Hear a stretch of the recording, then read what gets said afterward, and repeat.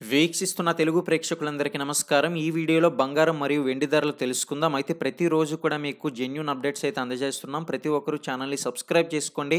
మీరు సబ్స్క్రైబ్ చేసుకొని పక్కనున్న గంట సింబల్ నొక్కి ఆల్ నోటిఫికేషన్ మీద ట్యాప్ చేసిన తర్వాత లైక్ చేయడం మాత్రం మర్చిపోకండి. మీరు లైక్ చేసినట్లయితేనే ఇటువంటి జెన్యూన్ మరియు ఇన్ఫర్మేటివ్ వీడియోస్ అనేది మీ ముందుకు తీసుకురావడం జరుగుతుంది. ఇంకేమాత్రం కూడా ఆలస్యం చేయకుండా లైక్ అయితే వేసేసేయండి. ఇక అదే విధంగా ముఖ్యంగా ప్రతిరోజు కూడా మీ యొక్క లొకేషన్స్ బట్టి కూడా ఆధారపడి ఉంటుందని అయితే తెలియజేస్తూ ఉన్నాం. మరి ప్రస్తుతం మార్కెట్‌లో మహానగరాలు హైదరాబాదు ఇక్కడ ముఖ్యంగా మన మెయిన్ సిటీస్‌లో బంగారం, వెండి ధరలైతే మీకు అప్డేట్ ఇస్తూ వస్తున్నాను. అయితే ఈరోజు నిన్న, మొన్న కాస్త పెరిగిన బంగారం ధర కాస్త తగ్గింది. ఈ రోజుకి మాత్రం మరీ ఎక్కువగా అయితే తగ్గలేదు. రూ. 100 మాత్రమే తగ్గింది. కానీ వెండి ధరల్లో వ్యత్యాసాలైతే విపరీతంగా ఉన్నాయి. మరి ఏంటి ఆ వివరాలనేదైతే పూర్తిగా తెలుసుకోండి.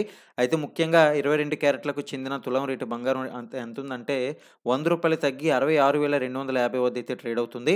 మరి అదే విధంగా 24 క్యారెట్ల పసిడి ధర 10 గ్రాములకు రూ. 110 అయితే తగ్గి 72,270 వద్దైతే ఉంది. అదే మనకి ఇప్పుడు వెండి ధరలైతే పూర్తిగా పెరిగిందని చెప్పుకోవాలి. ఢిల్లీ మార్కెట్‌లో చూసుకున్నా కూడా స్థిరంగా అయితే ఉంది. కిలో వెండి ధర అయితే 85,000 పలుకుతుంది. కానీ మన సిటీస్‌లో చూసుకున్నట్లయితే గనుక రూ. 1000 చొప్పున అయితే పెరగడం విశేషం. అయితే ఇది నిన్న కూడా ఇదే తరహా అయితే వెళ్ళిందని అనుకోవాలి. హైదరాబాద్‌లో కూడా రేట్ అనేది ఇప్పుడు ప్రస్తుతం కేజీ అనేది వెండి రేటు 88,500 వద్ద అయితే ఉంది. పసిడి మరియు వెండి ధరలు వ్యత్యాసాలైతే ఎప్పటికప్పుడు వస్తూ ఉంటాయి. మనందరికీ తెలిసిందే. ముఖ్యంగా వెండి ధరలో పెట్టుబడి పెట్టాలనుకున్న వారికి మాత్రం ఈటీఎఫ్ అనేది ది బెస్ట్ ఆప్షన్ అని చెప్పుకోవాలి. మీలో చాలామంది ఇప్పటికే వినే ఉంటారు. మరి మీలో ఇంతవరకు కూడా విని ఉండకపోతే ఒకసారి మీరు దాని కోసం తెలుసుకోవాలి అనుకుంటే ఒకసారి ఖచ్చితంగా కింద కామెంట్ సెక్షన్‌లో అడగండి.